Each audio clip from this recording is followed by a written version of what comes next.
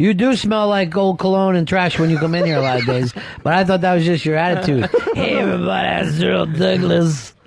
It's the truth. It really is. Now, Brooklyn smells I like know you're a pizza. big Nostradamus fan. Have you seen the new History Channel, The Lost Book of Nostradamus? Yeah, I did see parts of it. What did they find? What has Nostradamus been up to? Well, they're pretty sure that the end of the world, according to Nostradamus, As we know it? as we know Do you it, feel fine? not really, because Okay. it's supposed to be 5 years. 5 years. 5 years, and that's all we got? 2012. Smiling and waving and looking so fine. Why? What's going to be 2012? Well, they're pretty. I think they're between a nuclear holocaust and just, I don't know, old-fashioned Armageddon. Now, did he actually come out and say 2012, or did he say in the year of the fish, someone It was a rising from the east? That's why I think Nostradamus was an old fucking drunk sitting at the end of the bar rambling nonsense. Well, I don't know. I think he's a lot of his predictions have come true. Name one. He predicted Hitler when he said he said a man named Hissler. Well, then he's wrong. One letter? Yes. 300 years before Hitler Yes, took you're over? wrong. Either pick the letter, but they're always doing that kind of thing where you're supposed to believe that he was talking about the Pope, and Right. you're supposed to believe that. First of all, how could anyone predict the future? Oh, because he was maybe a prophet. He could have been sent by God. But how does a prophet predict the future? How does a prophet say this is going to happen? How could they see into the future? I think they just have psychic powers where if they close their eyes or, do But the only way that would work is that if the future was definite. right. And if the future is definite, you can't warn people to do anything. Then it won't matter. That would be like me to warn you about something in your past and say, don't get on the motorcycle, your leg will be broken 5 years ago. Yeah. We can't change the past, correct? Correct. Now, the only reason why we can change the future is that it hasn't happened. But if you can say, here's what's going to happen in the future, it means that it's definite, it's concrete. Well, I'm not sure that we can't change the future. It's just that people... Yeah, we can change the future. That's why we can't predict it. Right, but people don't take Nostradamus' writing seriously enough to take any actions to change All right, it. but here's what I'm trying to say. For something to be for me to be able to say, all right, I've looked into the future, and I see Fez getting hit by a train, right? Yes. That would mean there's no way to change that. Because I've seen it, just like I can see the past. Now, if I could say, one of the things that could happen is Fez gets hit by a train, well, there's no reason to fucking worry about it, because that's infinite amount of things that could happen. Mm-hmm. So that's nothing to worry about. And I'd watch out for the trains. Am I making any sense at all? Yeah. Yes, totally. Like for this. You think of like any piece of paper, right? Here's the past, here's the future.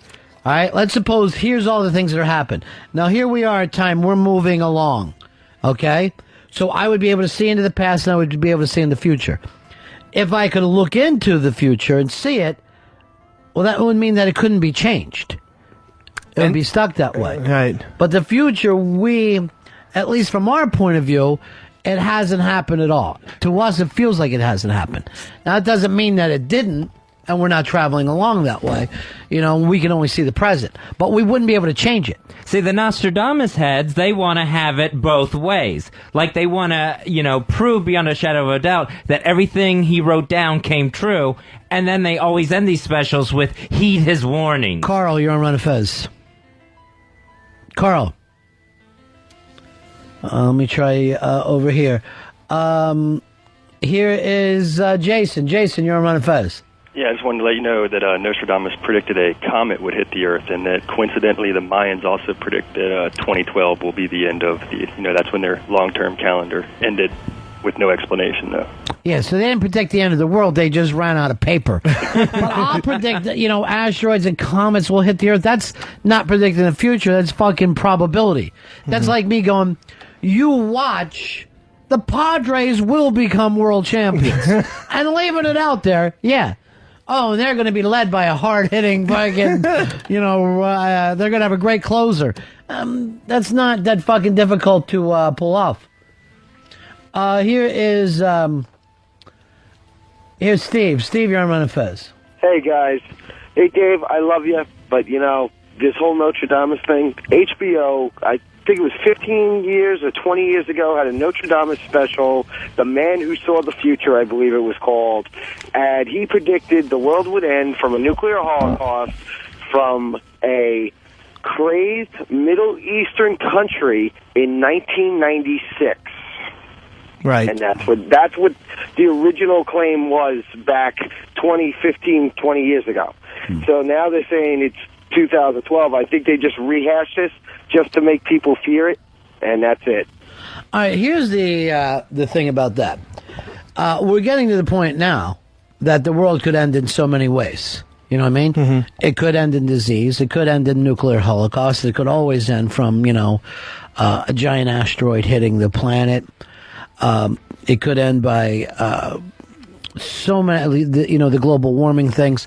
So the whole thing of going, I see this as being bad stuff. I don't see that the same way as being Nostradamus. I think that you can look into, you can project things, you can track things and say, here's a way that the human race is going.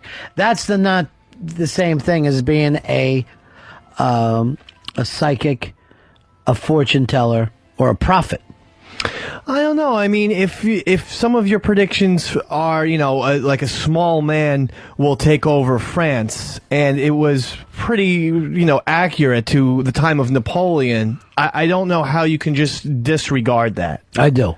I disregard it because I haven't seen the actual readings, and I've seen so many people do these fucking shows or write these books, and it changes all the time. I remember when Ronald Reagan was the Antichrist, and they had it set up. Nostradamus said the Antichrist, blah, blah, blah. And it wasn't him. The next thing I know, the fucking Antichrist is the Pope, and then Bill Clinton. Everyone gets their shot at being the Antichrist with these pricks. Here's Paul. Paul, you're on Fez. Hey, Ron. Hey, Fez. How you guys doing? Yeah. I think that you can actually look at like a version of the future based upon the timeline that you're on right now. Not to say that you can't change it, but like if you got a guy who's a prophet that's looking into the future, like whatever little magic looking glass he has or whatever, and he's seeing a version of the future based upon the way that things are currently going, then that would be the prediction that he has for the future. And then if he shares that prediction with somebody and they don't want it to be that way, then they can actually skew the future up. It's like different possibilities for the future.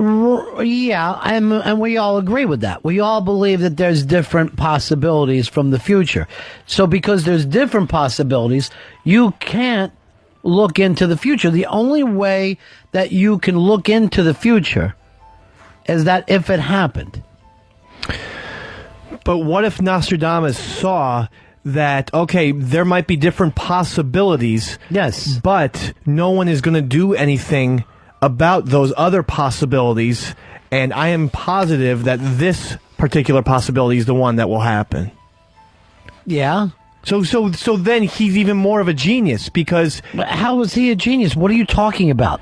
What I'm saying is he could have seen all of the possibilities, Ron, but he put down the one on paper that he knew was most likely or that was going to happen, like a Hitler, a Napoleon, or the Twin Towers. Fucking Hitler. Oh, stop it.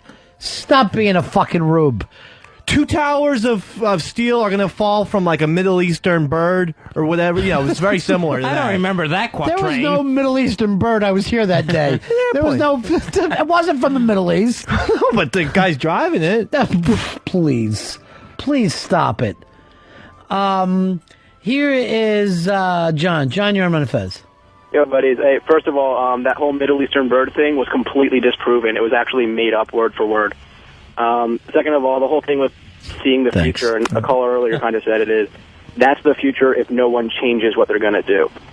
So, like, if you guys continue babying Sheepy and letting Earl work there, this is going to happen. But if you stop that and do this, because of what you saw in the future, it changes everything. Well, all right, again, that's different. That's being a futurist. And we can all say, look, Fez's cardiologist can look into the future and go, Fez, if you're not going to do your exercise, you're going to continue to eat, this is what I'll give. That is different than being a fucking psychic who somehow sees something that didn't take place. That's the crazy talk.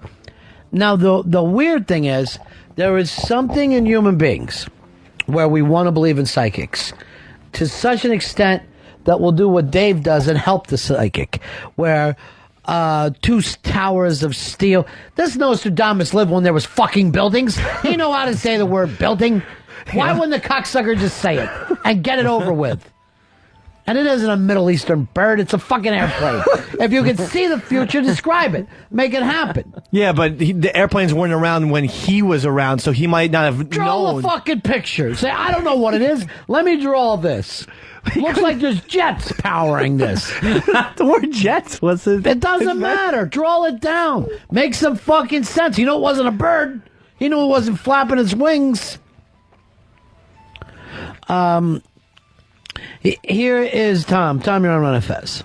Hey, Ron, I just wanted to let you know you were talking about the seeing the future. There's multiple universes, so anything that can happen will happen. Well, yeah, yes and no. So the point always is, and this is the string theory stuff gets into it. I heard it. I was just reading some Brian Greene the other day, and he said that this universe that we live into may be just one bubble in a giant bubble bath of universes. So that right here next to us is another universe that looks exactly like this one. Next to that is another universe, blah, blah, blah. An infinite amount of universes that go on like that. So his point was, anything that can happen will happen. Anything that has a possibility will happen. So in one universe, Dave, you drowned that time that you fell in the water. In the next universe, you went on to make it to the major leagues. And the next universe, you married West Side, whatever it happens to be. But any fucking infinite amount of possibilities. So this guy's got to be an atheist, no? Because then that would mean that there was 4 or 5 different, Jesuses. I mean, if you believe in Christianity, or none. Yeah, go ahead. Or none. No, I mean, it's proven that Jesus did exist. We have, Well, in this universe, yes, that's the point. So then in the other universes, Jesus was evil? In one he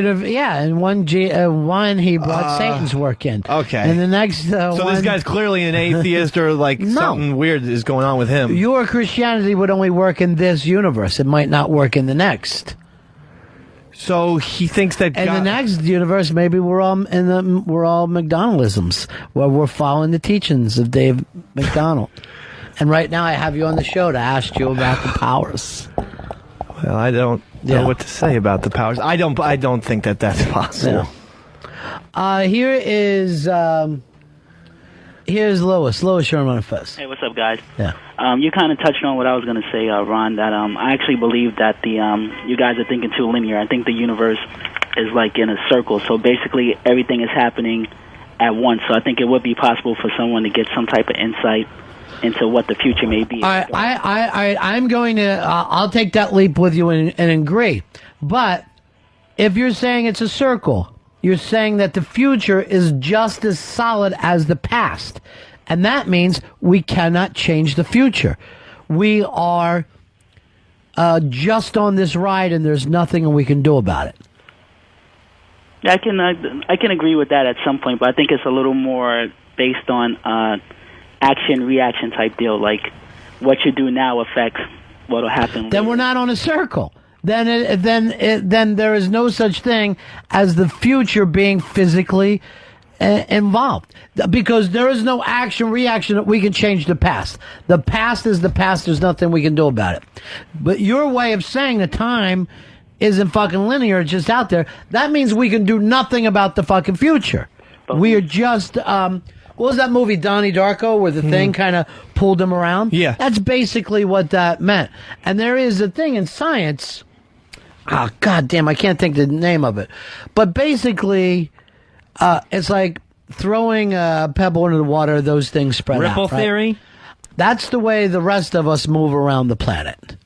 We move around because the Big Bang happened, and we're just all moving around because of that first thing that happened, which means all the things that we do that feel like free will are not.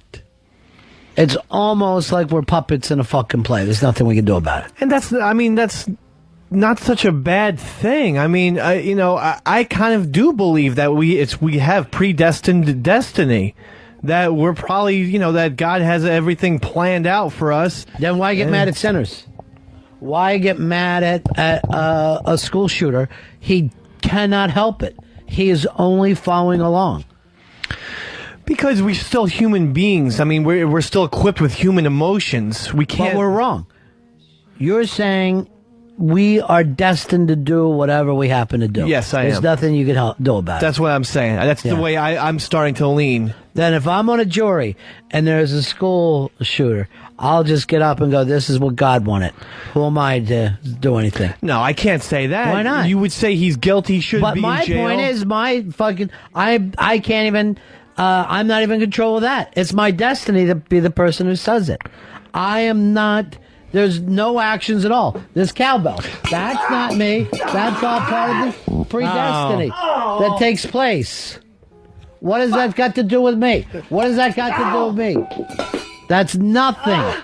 That was the second one, though. That's God's destiny. Got the knee again, for some reason. I don't think... Why would you give it back? Why would you give it back? That's not me. Earl, where are you? Does you believe in free will? Yes, I believe. You believe in a free ride, motherfucker. That's your problem. You believe in free cheese. No, I don't believe in free cheese. You ate it. You're fucking damn glad to eat it. It was good, though. I think if God got involved in everything that happens, Seinfeld would never be putting out this B movie. There is no way that God would want Seinfeld to fuck with his history by putting out a stupid B movie. I think B movie opens this weekend. Well, it could fucking open up right here to my right, Fezzi, and I'm not even. I can't bear it. I've never seen anything as unfunny as those commercials. I don't know. I think it looks kind of cool. You have. I think you have to trust Jerry Seinfeld's writing. And since he did write the script, I think, Why would I never trust his writing on Seinfeld. He didn't write one of those fuckers. Dan, you're on Run and Fez. Hey, buddies. Yeah. I just wanted to say that circle description is horrible. The future is more like a spider web. There's many different paths with a lot of different branches. That's why we do have free will, but it already all exists. So what happens to the places that we don't go to? If they exist, why even bother having them? Well, they exist in other dimensions. Okay, so now we're back to other dimensions. So in some dimension, you are making that turn. Yep. Okay. So basically, we're all going into different dimensions all the time. Right. It's like that movie, that Richard Linklater's film Slacker. His first film. And I want to see how you tie this together. I can't wait. No, and my point is, I just don't believe that ever even happened, that film ever happened. How are you tying that in with Slacker? Well, the guy's saying if we don't do something, if we make a right turn in one dimension, then in the other dimension we go down some avenue. Mm-hmm. What dimension is this? Where is the scientific proof? I think we would have found some evidence of other dimensions. You need to read fucking string theory. That's what they're working on right now. All the cameras and telescopes that we have, No, you're not going to see them. Just like with all the cameras and telescopes, you can't hear the Beatles through them. You're looking at something else. You're not looking physically for other dimensions. They exist in a different plane than we have here. Now, his point of do we leap in and out of them, who's to say?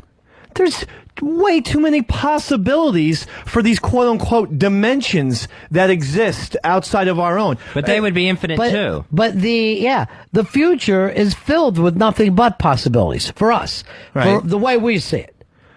The way we see it, You and I could have this discussion. We could walk downstairs and go get a burger, and you could be shot in the head. Right. Or you could end up, finding a lottery ticket. Anything can happen. But, I mean, think about how many things... before I even get shot in the head, what if I don't go down the elevator? What if I go down the steps? That's never happened before to you, where you thought that way? I mean... It's happened, but... If think of this. How many times you've been in a car accident, you think, if I hadn't washed my hands, I wouldn't have been in that car accident. And that is true. At the same time, how many fucking car accidents did you miss because you washed your hands? Okay. But where are all these other dimensions going to even fit? All right, stop with that. I You don't- sound like a stupid old lady. You're a regular... They exist in other dimensions. They don't have to fit here in our dimension.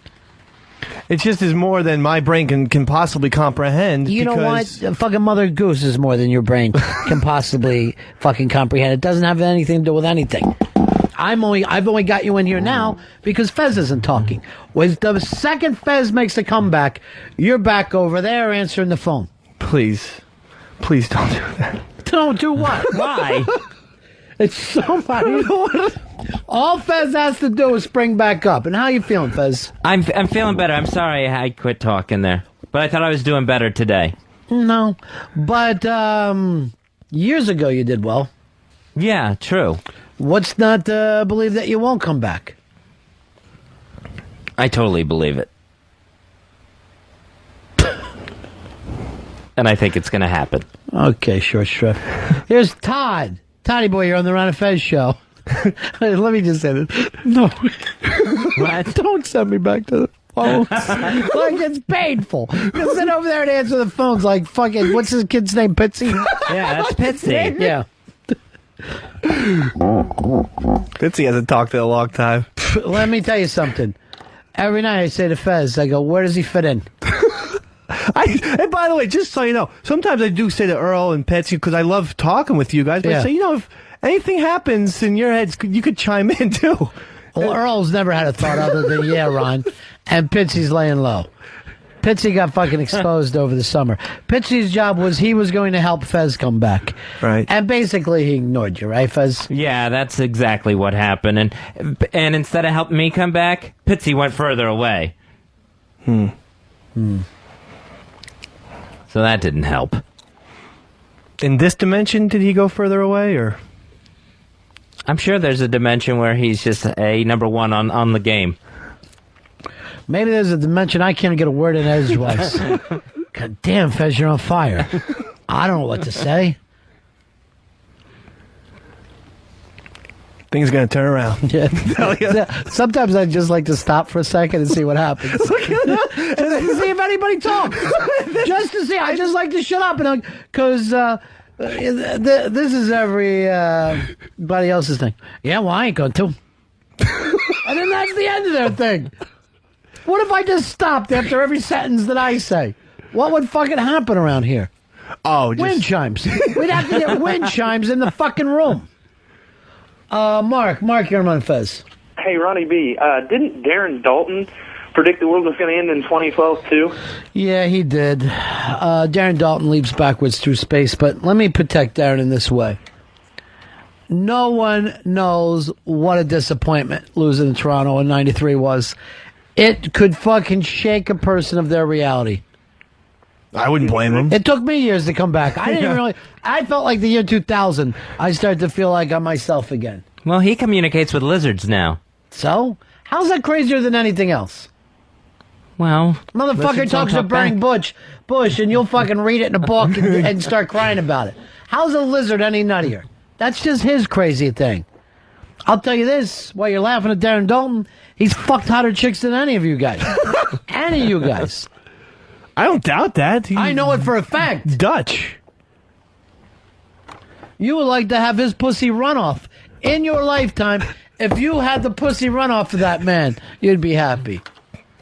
Let alone what? Was he lifetime like 275, 280 euro? I'm not sure. I can look that up. Very good hitter. He's a very good hitter. Yeah. Clutch. I would say if I had to, 278. I'm worried now it's going to be 260. I hung around for a while.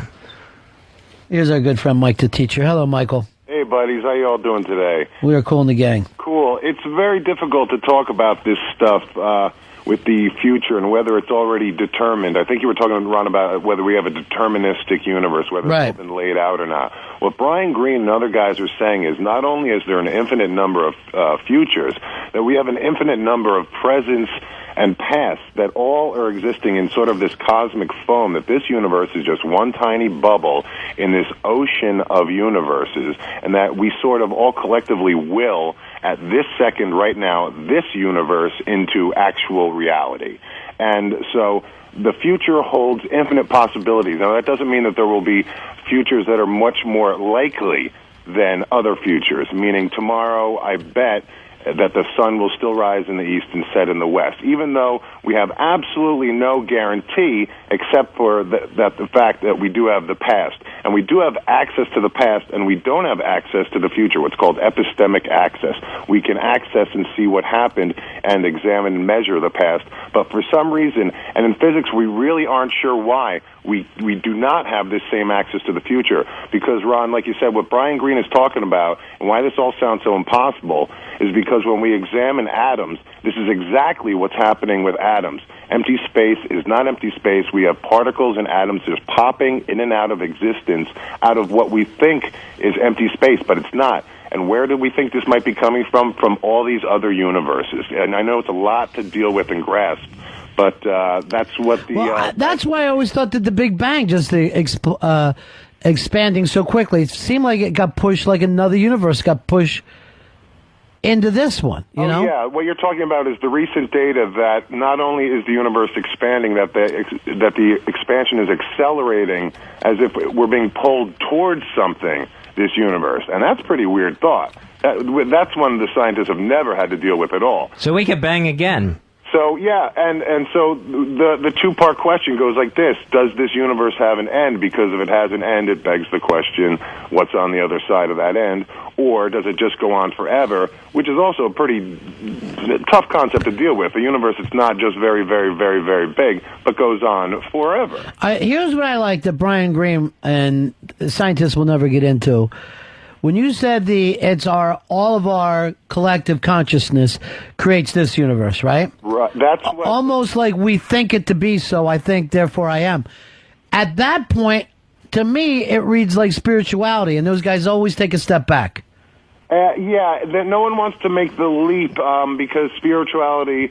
It's easy to make the leap to a human like God. They're saying that this cosmic feeling, this feeling that we all feel, that many tie to a religion and a God, but we all feel this feeling of interconnectedness is actually that feeling that you're talking about, Ron. Yeah. That we're all really part of the same fabric. Your atoms are my atoms. There's no real difference between even people and furniture, that we're all just this collection of quarks, and this is what we are. And to not feel that feeling, we've all felt that feeling. I think most of the people in the world have ascribed it to a human like God, and but I don't know what it is. I really don't know what it is. I think we're just made, maybe these brains are just made to wonder. My thing is this. If we're all each other, then we should be able to fuck all the hot chicks we want to. And I'm like saying, that is no more your pussy than it is mine. That's my motto. And I cannot get people to understand that. Yeah, well, I bet you can't get the girls to understand it. That's the toughest part. Well, it's their husbands. Oh, that's true. The girls, they can understand. Let me say this. The men don't know, but the little girls understand. Oh. All right, my friend. Take care, buddy. We got to bring you in here one day, Mike. I want you to see we'll this. get in soon. I'll probably see you I'll see you soon. All right, talk to you soon. All right, there's Mike the teacher. I love to smoke pot with him because you see where he's coming from. And that's what I'm trying to tell you. And it comes down to all this, and you do see that Brooklyn is better than Queens. Exactly, because Brooklyn thinks outside the box. Right. Just like Mike the teacher. Queens. Final resting place of Louis Armstrong. It's the final resting place of everyone. Anyone who died in New York is buried in Queens. You got fucking space for it. And all on top of each other like animals. Well, we have houses, we have neighborhoods. It's a rich, vibrant community. Rich, no. Vibrant, maybe. In Brooklyn, we're proud of the celebrities who are alive and still live here, like Mr. Buscemi and Mr. Totoro. And I don't see you trying Is to there back a them living up. fucking Queen celebrity? Russell Simmons, LL Cool J. Russell Simmons doesn't hasn't live been- there. He has. Russell Simmons lives in North Jersey and hasn't been relevant since fucking '85. Well, Russell Simmons. Wait a minute. Is he the preacher? No, he was the head of Def Jam. All right, he's still relevant, but his house. He does live in North Jersey, and his house is big as Rhode Island. He has a house in Queens. He bought a shack for his mother. He doesn't live there. He has more than one home, Dave. Look how all this shit we're willing to talk about now, Earl's ready to jump up when it comes to Queens. Bud, you're on the Ron and Fez show. Hey, buddy, it's tough. Hey. I share a birthday with Darren Dalton, so I got to know. Congratulations, my friend. Yeah. You're living with royalties. Hey, Bubba. You guys weren't very close on his batting average. Well, What'd you say his career batting average was? I was hoping it was 260, 270. Yeah, he would have needed a couple more good years. 245. Oh, Jesus. You can't include anything post '97. You got to include everything. Post '97 is when he was retired. That won't be a problem. Let me tell that redheaded buddy of yours. At post 297, he actually hit higher than his career average. Well, congratulations, Dave. Good for him. So I mean, it's what do out. you want me to say? So what's your point, Bud? No, I'm just saying. But let me tell you this. One of the problems he has, he was leaping backwards through space, time and space, and talking to lizards. He was, but he was a pretty effective player when he was healthy. He was pretty. Oh, yeah, he was fantastic. He was great defensive player. He was a great defensive player. He drove in runs for a guy his size. He drove in a lot of runs. He drove in over 100 runs back-to-back years. Not many guys do that. No. No one from Queens, that's for sure. No one for Queens. Whereas in Brooklyn, Earl, we have one of your favorite Yankees, Mr. Rizzuto, was born in Brooklyn. What famous Yankee was born in Queens? I'm still waiting for an answer. King of Queens. I don't know if it's Raymond James. Did not play for the Bombers. Kevin James was not a Yankee. Okay, No. fine. Okay. No. Look it up. They used to call him a Bambino. Well, that's because he was a little heavier, but Sure.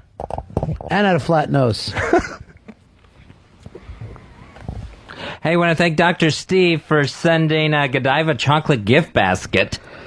All those things were supposed to be from Tasty. That was the joke to me. Oh, okay. Then I even resent you that yesterday. Right. And you still read Dr. Steve. Well, I didn't know the gift basket was supposed to be. Tasty and I, Dr. Steve's wife, there's just an understanding. That's all I'm saying. well, I did see a connection at the Unmasked taping. Well, between I the two could of have you. been a doctor myself. One thing held me back was schooling. I refuse to be judged. I cannot be judged as others. But I will just put this out here to anyone. If you let me operate on you, I'm sure I'll do a good job. You'll have to take my word for it. But I know I could do it. Does it matter what the surgery is? What's one opposed to another? What is there supposed to be? One surgery is harder than the other? I would think so. Give me an easy surgery. What's the easiest one? I would think the appendix, where you're just taking something out. You're not like having to fix something. This is why I quit school. Sprained ankle. I don't want any fucking... That's not surgery. I know I can fix tendons. I guarantee you I can fucking repair tendons. But I will not get the opportunity because we live in a world of red tape, Earl. Earl, let me operate on your sinuses and I bet you stop snoring. Just that. No one's ever died from a botched sinus operation. But what if I stop breathing? No, not the size of the holes I'm going to give you. I'm going to fucking lay those bastards open. I know I can do it. I know I could do a heart transplant if I really had the opportunity. Not only could I do it, I could do it faster and cheaper than anyone else.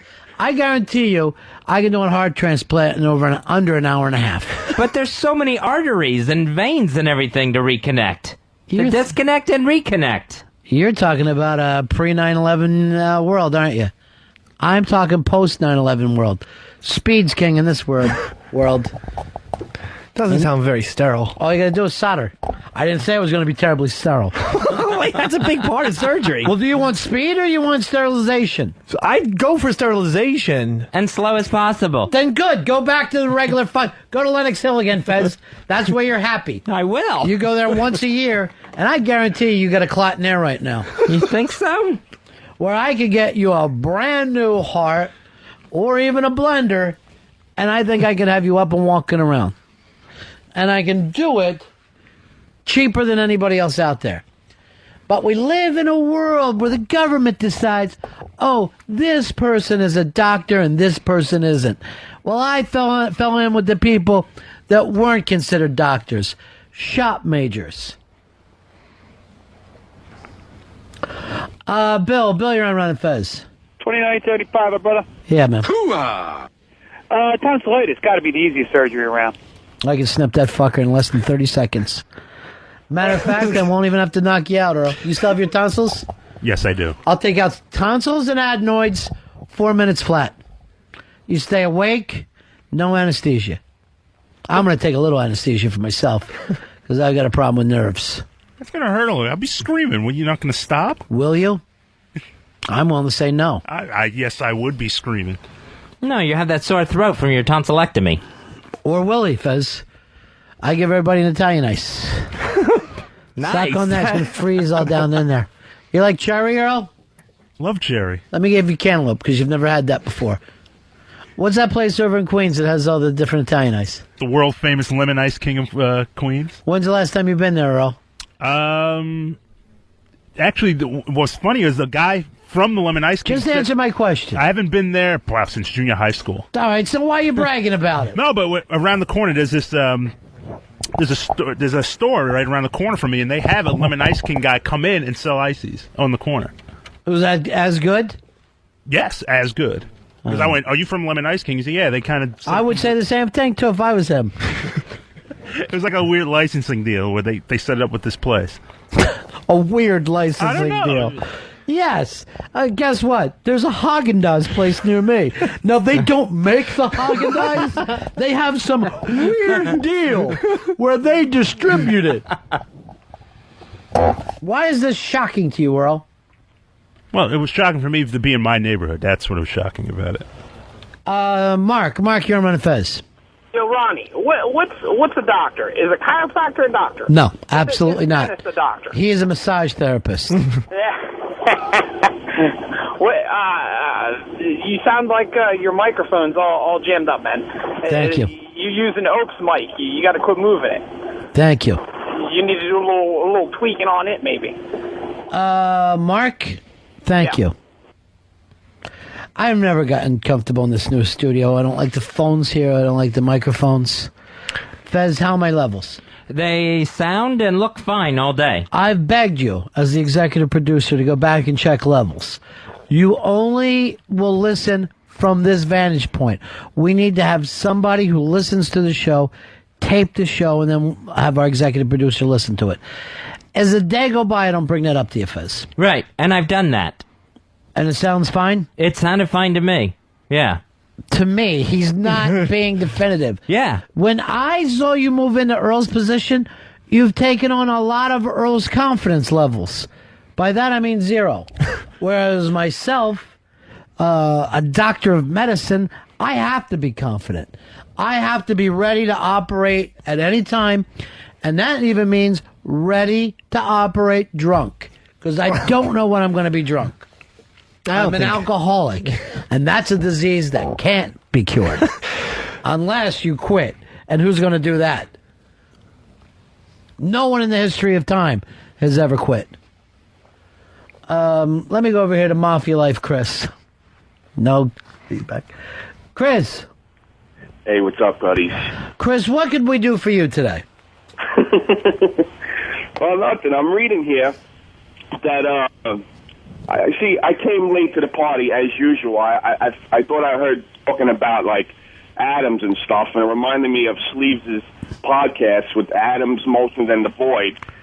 And I see a thread here on ronsides.net from Mikey Boy saying that he was selling his CDs to try to put on a bigger production. Sleeves is selling his CDs. It's called Mighty Horse and Songs from the Ron and Fez Show. Did we play that bit today? Did we get that on, Earl? No, we haven't. Why wouldn't we when we went to commercial? There was still things that needed to be tweaked with it. It's a Halloween bit. That isn't even what I said. What did you say? I said, play it today. I said, there's nothing we can do about it today. We'll tweak it for Halloween tomorrow. We'll have another one all set to go.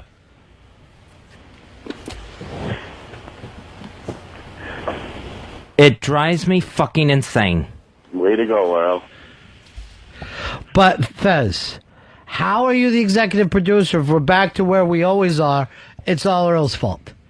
We made you the executive producer so we don't have to yell at Earl all the time, correct? Right. Why is now, what's the problem? Oh, it's Earl. How come it's not Pitsy's problem or Dave's problem? How come it's still Earl? You know why? Because it's Earl sitting in that booth, and what has to happen is, I guess, I have to go sit in that booth instead of Earl. Earl, flip out. You move in here, Fez, you're over there. I just have to do all that stuff. Mm-hmm. Thanks a lot, Earl.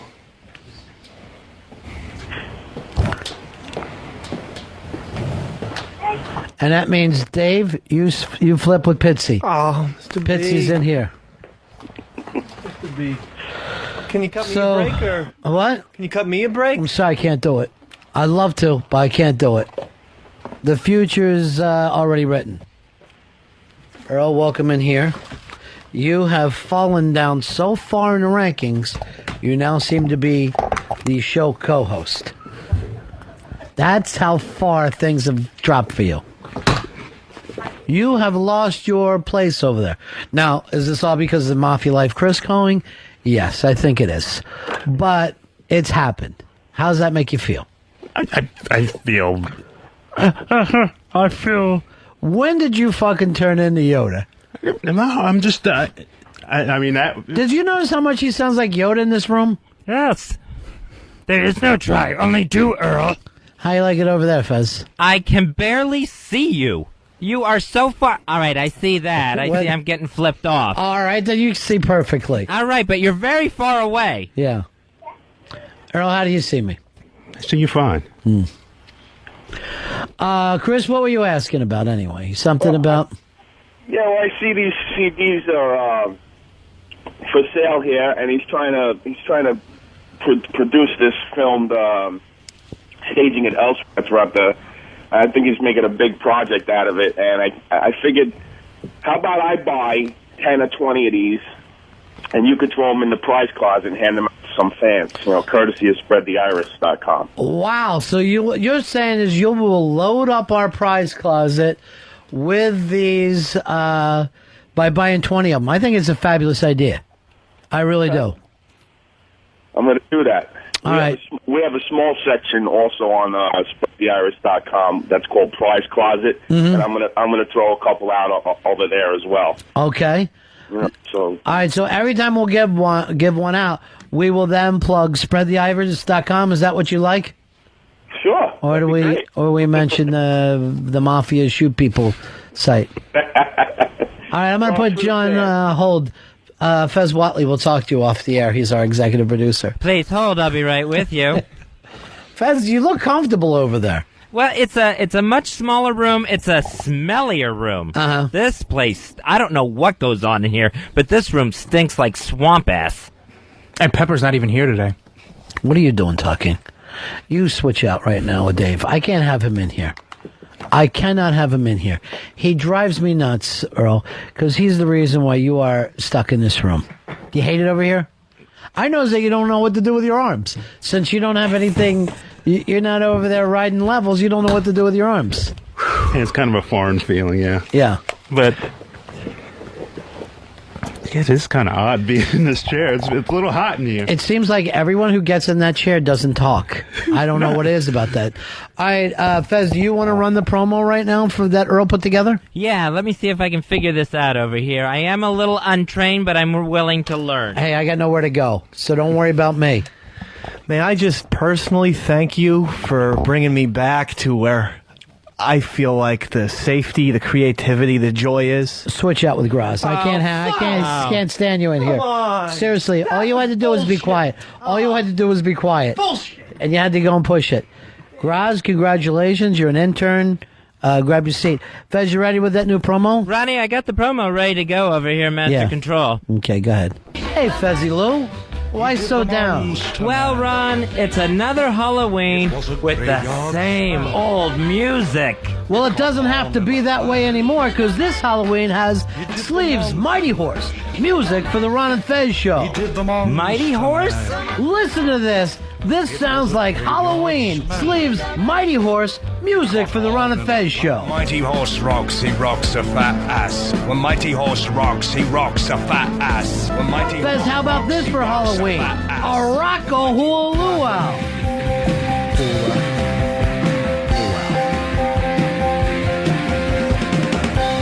And Fezzy, what Halloween party doesn't kick it up a notch with Bunsen?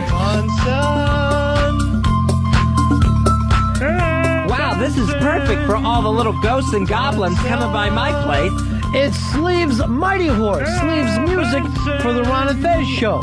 Hey, announcer guy, let them know where we can get this. Mighty Horse, music for the Ron and Fez show, is available at RadioGhost.com. It's only $10 plus shipping and handling. Go to RadioGhost.com. Wow, scary. Is there more? Well, who can forget Ron and Fez powers activate? Ron and Fez powers activate. Ron and Fez powers activate. And no Halloween party is complete without Radio War. Radio War! Wow, that's perfect for all the little ghosts and goblins coming by my place this Halloween. Sleeves Mighty Horse, music for the Ron and Fez show, perfect for Halloween. What do you think, Wolfman? Mighty Horse, music for the Ron and Fez show, is available at RadioGhost.com. It's only $10 plus shipping and handling. Go to RadioGhost.com. All right, how long did that spot last? That was 1:40. Yeah, I think we got to bring that down like 40 seconds, Earl. We got to make it fit in. You weren't going to run it at all. I just it needed some work, and Fez brought out a lot of good. He was being the executive producer. He pointed out some things that I needed to change. Like what?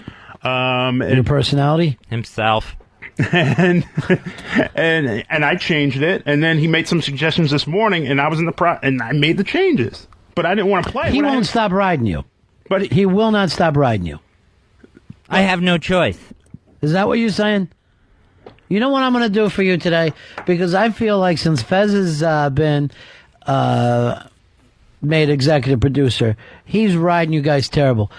Earl, you're going to be shop steward, so you're going to be in charge of the union aspects of this show. I want you to have a meeting with the guys, and if you have any problems, my door's always open. So if there's a problem between you and the executive producer, I'd be glad to settle it. I will bust this union.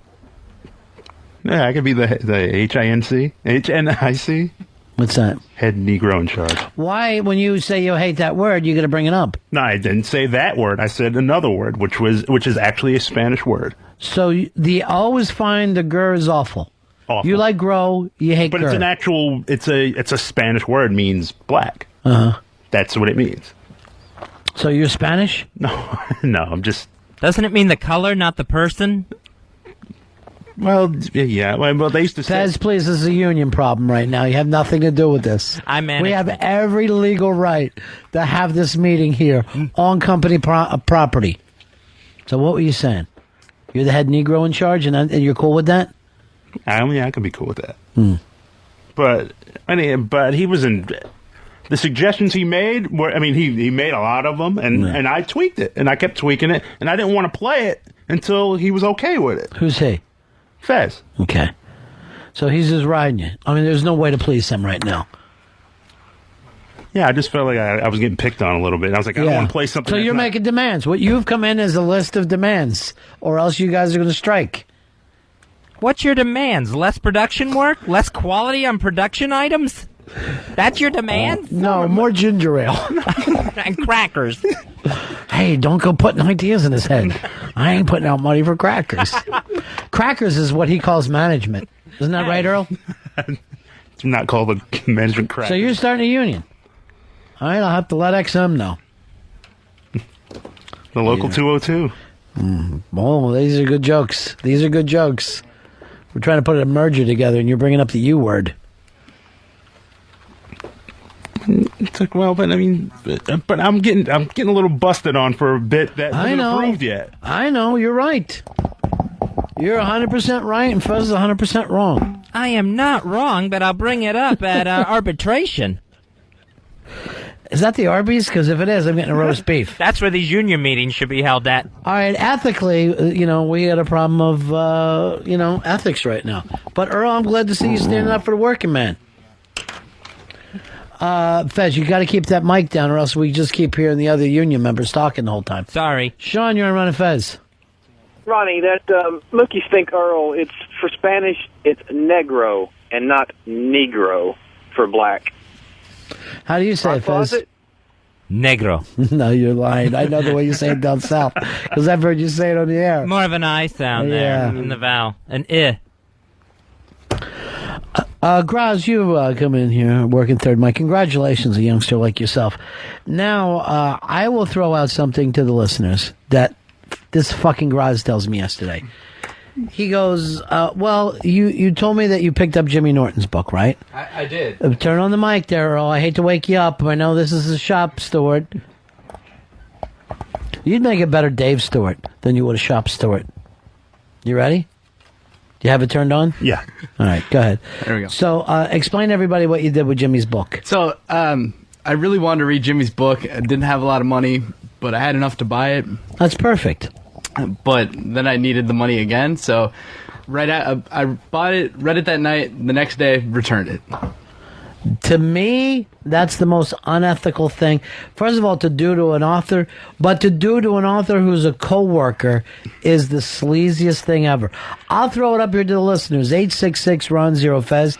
866-RON-0-FEZ. So you buy Jimmy's book. Right. Then, like the sleazy, greasy animal that you are, you read it at night, bring it back this next day. And what do you say? I don't like this book? It was brand new, still in the cover. I didn't really have to say anything. You don't have to give any reason. No. You're saying, I don't want this book. I just don't want it anymore. It's too red. It's already red. Why would I keep it?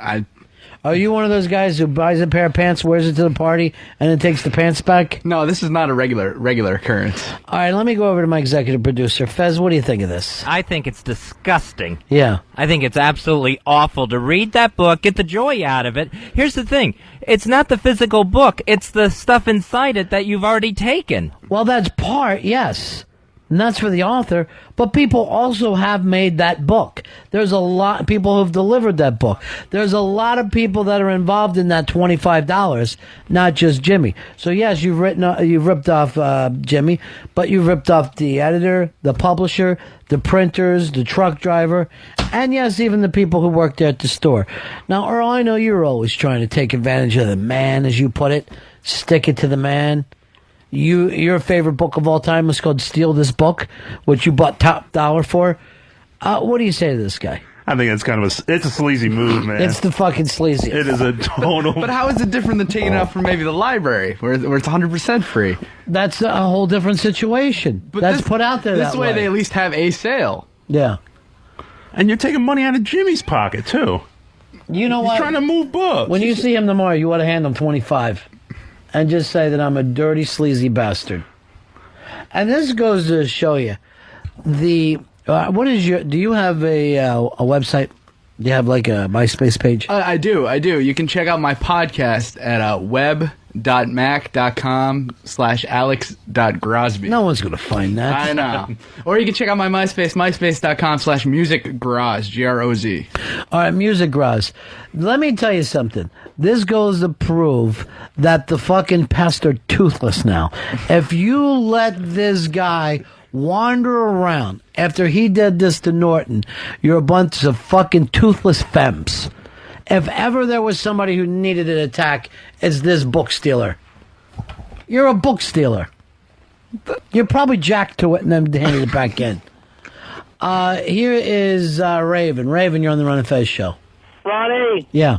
Look, down south, we know how to do things right, and this guy's a complete ass for screwing Jimmy. Jimmy's fantastic on the show, on O&A, and I love you guys both. And complete asshole for returning the book. It's basically stealing. Why not just pick the book up, put it under your arm, and walk out the door, dumbass? It really is. Let me tell you, down south, I know you'd never do this because you don't read. But if there was something that you could do, like chaw, I guess, you would take it home, chew on it for a while, and then take it back and spit it back in the can. It's the kind of shit you do, isn't it? No. You scumbag. That's kind of disgusting, actually. Kind of. What you did is kind of disgusting. Sitting there wearing your Boston Red Sox hat. Joe, you're on Monfez. Hey, Graz is a fucking scumbag. He's got to support his friend, Jim Norton. You're all friends. You should support your friend.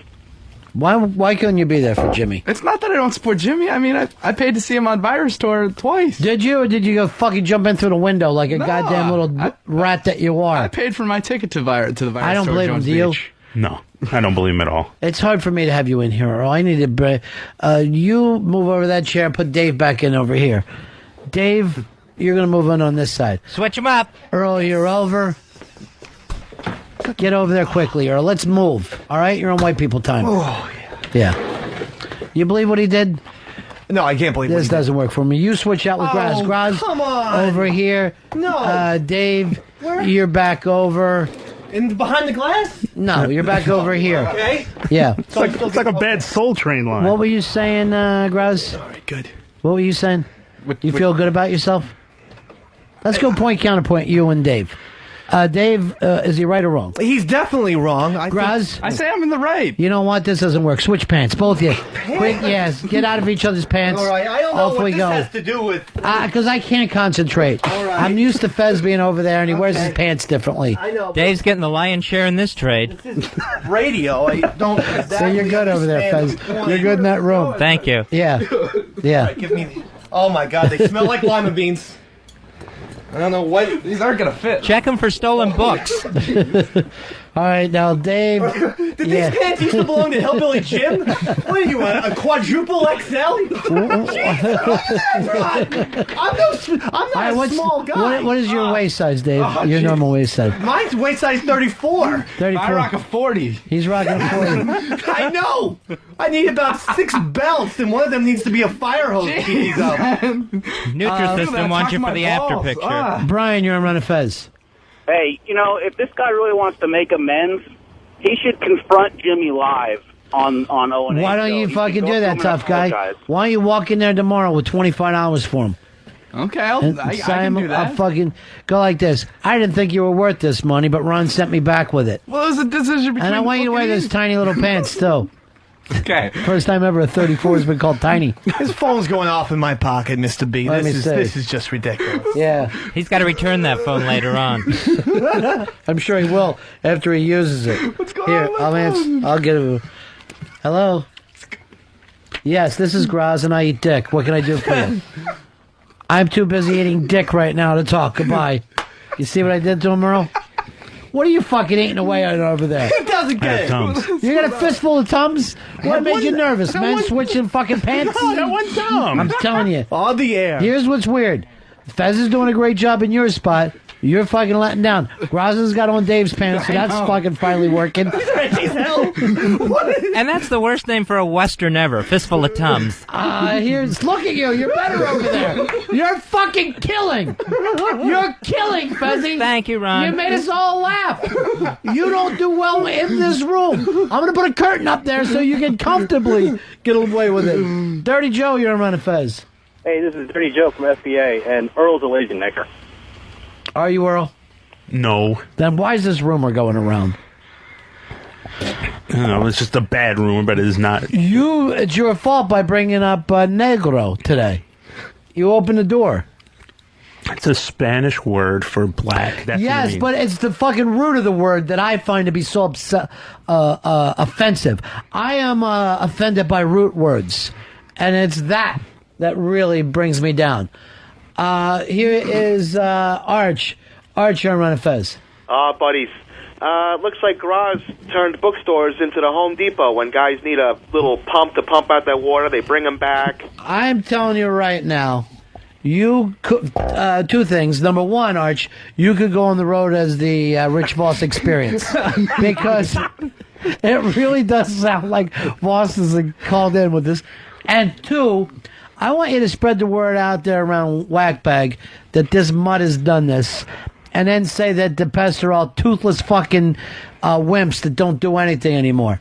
Right after I put that in the line of the day, I'm going online with it. Oh. God bless you, Voss Jr. Talk to you later. Great, I've made line of the day.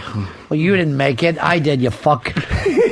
Jesus Christ. It's all about this lice-wearing jeans. You know what? Take my cigars, you fucking prick. I'm sure you're stealing them anyway.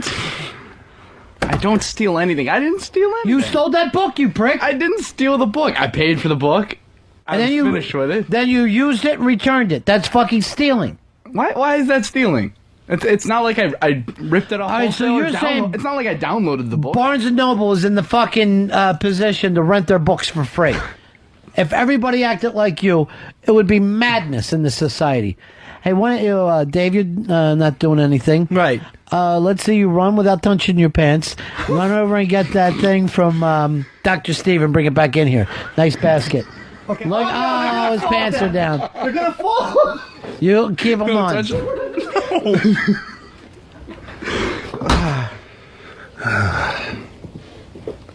Those pants are from the Charlie Weiss collection. Oh, you're on, brother. You are so good in that room.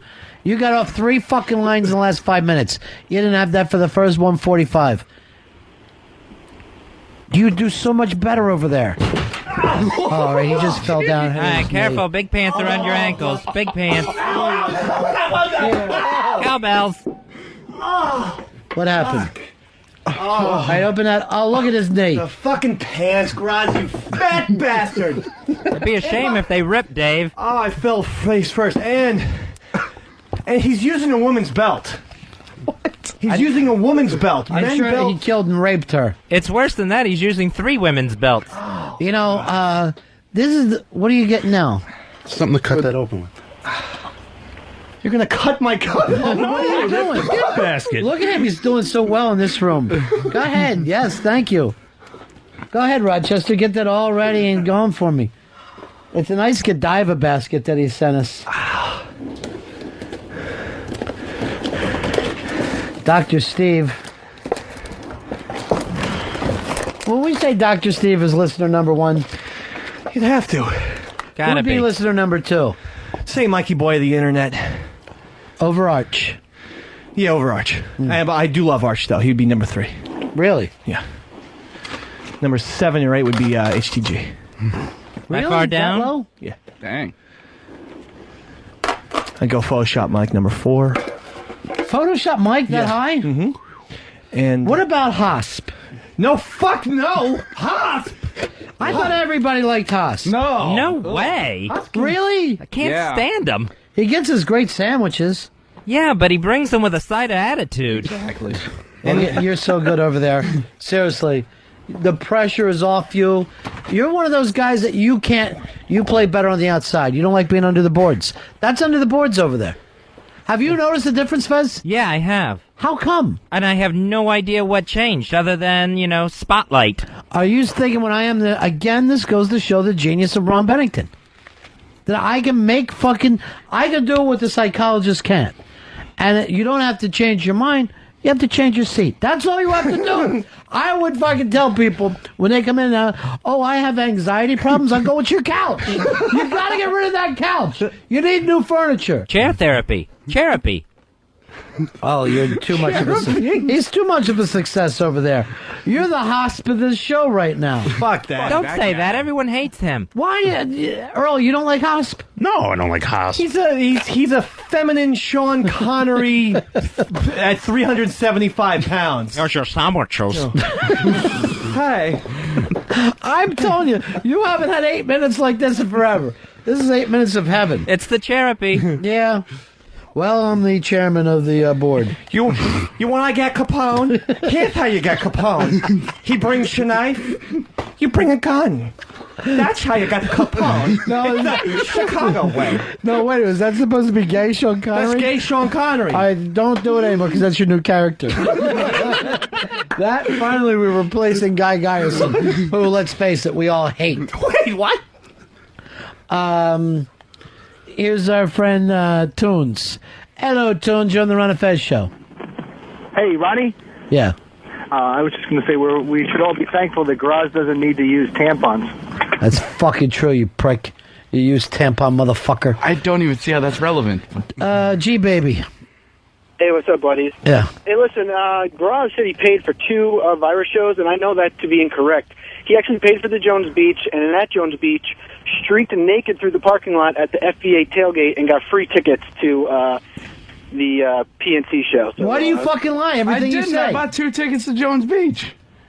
I can back up what G-Baby's saying because I saw the photograph of and I didn't know it corresponded with this story, so I'm very shocked at you. Now, your dick was exposed? Yes, I was completely naked in the Jones Beach Pitsy parking can lot. find it on the thing. It's on I bet he Break.com. can't. I bet he can't. And Mr. Bennington, And then I got tickets courtesy of my good friend Rich Voss for PNC. So you have been doing nothing but getting fucking free shit. That's it. I mean, like I said, I paid. You didn't pay for fucking Jimmy's stand-up? You fucking, I'm sure you stole your fucking I did the first HBO. time. I'm sure you Negro rigged your HBO. Much better. Isn't that better, Earl? That's the Spanish thing of it? In that particular instance, no. Why isn't it better? Root word? I'm offended by root words. I really am. What bothers you about that? I thought Negro was okay. But putting it next to a title of associated with stealing, yes, Oh, okay. that's when it's bad. All right. So you got free tickets by getting naked. Yes. And then running like a Negro through the parking lot. Better. That's not better. Then there's no pleasing you. Then I can't learn how to use this root word properly. Tell me how to use it. Roots word. Yeah. It's not like all black people steal. All right. So you had the $25, right? At first. At the time, but At the time. And you acted like, do I need food? No. I'm gonna live like I'm Negro rich and just go out and spend this money on luxuries. Perfectly I put. just really wanted to read Jimmy's book. That's not perfectly. I put it next to rich in a good way. But it has a connotation with another slur. What's that? You know the slur. Rich? Yeah. Well, Trump is rich. The word before rich. Negro. The other word that is used for that. You giving me clues? Do you want the answer? No. It's all a matter of root words, isn't it? Yeah, they are motherfucker, aren't they? All right, see that you're okay with someone fucking someone's mom. That's fine No, for you. no. And don't look at me when you say that. I know. That's offensive. I always say Dave fucker. Yeah, well, I go, you're acting like a Dave fucker now. Fine. At least you're being specific. Right. Union Pacific is what I'm being. All right, so Fez, you like it in there? Yeah, I think so far it's gone very smoothly. I think in this room and that room. Yeah, it's better to have you out of here. It's better to have you in there. I'm still learning all the tricks of the trade, but I think so far I've handled it quite well.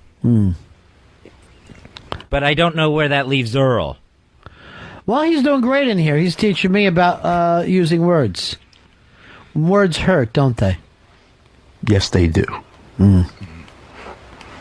Particularly the certain words. What words? Bad words. Oh, by the way, I saw in that Tom Petty thing, he got racist and he didn't mean to. He goes like this. Back in those days, he was wild as an Indian. And there was no way to... And he was trying to act like his friend was fucked up. He was wild as an Indian. And I'm like, I don't know, like some Indian sitting there on a reservation. Hey! The fuck is that supposed to mean, Tom Petty? Goes out and burns his Damn the Torpedoes record. Yeah. That he still has after all these years. Yeah. You would think he would be more sensitive to that being from Gainesville. Nah, he don't give a fuck. They're Gators.